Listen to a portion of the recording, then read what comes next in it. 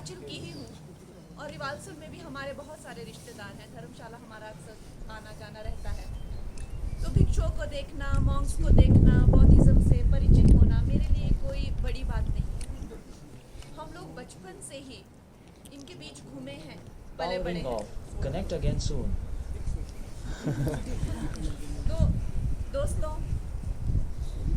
बौद्ध धर्म के बारे में मैं समझती हूँ कि हमारे देश में जब सिद्धार्थ पैदा हुए और उन्होंने ये अवतार लिया, उन्होंने ये जन्म लिया, बहुत लोग ऐसा मानते हैं हिंदुइज्म ने कि जो बुद्ध विष्णु के अवतार थे उनका बौद्ध से कोई लेना देना नहीं है। लेकिन मेरी ये एक पर्सनल आस्था है, मेरे लिए वही बौद्ध जो है वो विष्णु का ही अवतार है, उससे अलग नहीं है। दोस्तों, ये हमारे सनातन की ही संस्कृति है कि यहाँ पे हमेशा ही एक धर्म के बहुत सारे ऑप्शन, बहुत सारे अंग हो जाते हैं। नहीं तो क्या कारण है कि हमारे सनातन में ही जैन धर्म हुआ, बौद्ध धर्म हुआ, किसी ने कहा भगवान है, किसी ने कहा नहीं है। वेदों को इकट्ठा करके गुरुमुखी बना दी, सिखों का हुआ। हमारे यहाँ पे कोई किसी का गला नहीं काटता है, कोई किसी को शूट नहीं करता है, जो करना है करो। इसीलिए मैं कहती हूँ हम सब सनातनी ही हैं।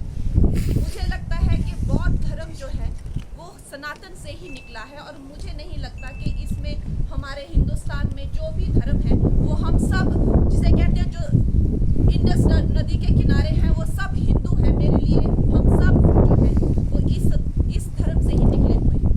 दोस्तों, मैं हिज होलीनेस दलाई लामा जी को भी मिलने जा रही हूँ 15 को। मैं अपनी इस नई जर्नी में, इस अपने नए यात्रा में हिज होलीनेस की भी मुझे आशीर्वाद चाहिए।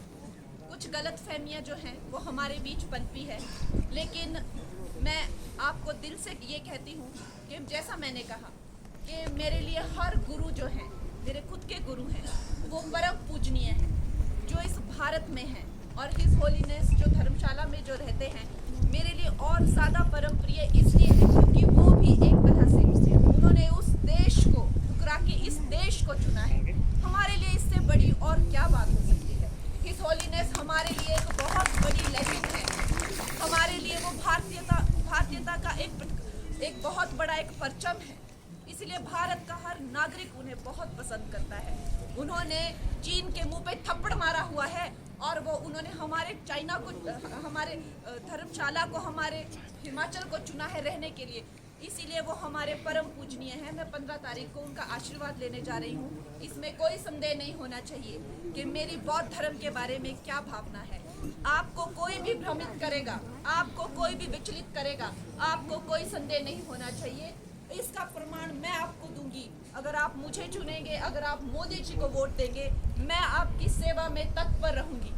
मेरे लिए मेरे किसी भी हिंदुस्तानी भाई बहन में कोई भी मैं भेदभाव नहीं देखती हूँ दोस्तों। और मैं विजय भाई को भी ये कहती हूँ कि जैसे ही हमारा चुनाव हो, हमारे परिणाम आए और अगर परिणाम अच्छे रहे तो फिर से मैं आपके दर्शन करूंगी, गुरु जी का आशीर्वाद लेने आऊंगी और आप लोग अपनी कृपा सदा ही हम पर बनाए रखें। जय हिंद।